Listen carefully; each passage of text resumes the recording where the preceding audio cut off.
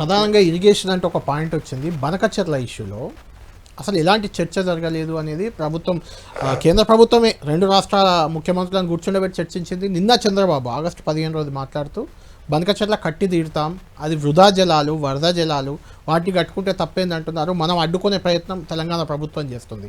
ఏంటి ఆ ఇష్యూలో మీ స్టాండ్ ఏంటి? నేను అనుకోవటము బనకచెర్ల ప్రాజెక్ట్ అనేది తెలంగాణకు నష్టం చేస్తాయి. నేను మళ్ళీ చెప్తున్నా, చాలా అధ్యయనం చేసిన కేంద్ర ఏజెన్సీస్ నుంచి కూడా చాలా సమాచారం తీసుకున్నాం. మాకు అన్నీ చూసిన తర్వాత అర్థమైంది ఏంటంటే తెలంగాణ కానీ మహారాష్ట్ర, ఛత్తీస్గఢ్ రాష్ట్రాలు ఇంకా వాళ్ళకి కేటాయించిన జలాలను వినియోగించుకోవాలి. ఆ నీటిని మిగులు జలాలుగా చూయించి ఇవాళ ప్రాజెక్టు కడతామని ఆంధ్రప్రదేశ్ వాదించటం చాలా అన్యాయం. అది వాళ్ళది కడితే తెలంగాణ శాశ్వతంగా తన వాటాను కోల్పోతుంది. ఎట్టి పరిస్థితుల్లో బనకచెర్ల అనేది రావటానికి వీల్లేదు. కృష్ణా గోదావరి నదుల్లో మన వాటాను కోల్పోతాం. కాబట్టి బనకచెర్ల ప్రాజెక్టు కుదరదు. కృష్ణా నది పైన కట్టిన ప్రాజెక్టులను కూడా వాళ్ళు చాలా 2 రాష్ట్ర ప్రభుత్వాలు ముఖ్యమంత్రుల చర్చల తర్వాత కూడా చంద్రబాబు నాయుడు అంత స్ట్రాంగ్గా చెప్పడానికి కేంద్రంలో ఆయన కనుసన్నల్లో ఉన్న ప్రభుత్వం ఉంది కాబట్టి చెప్తున్నారు అంటున్నారు.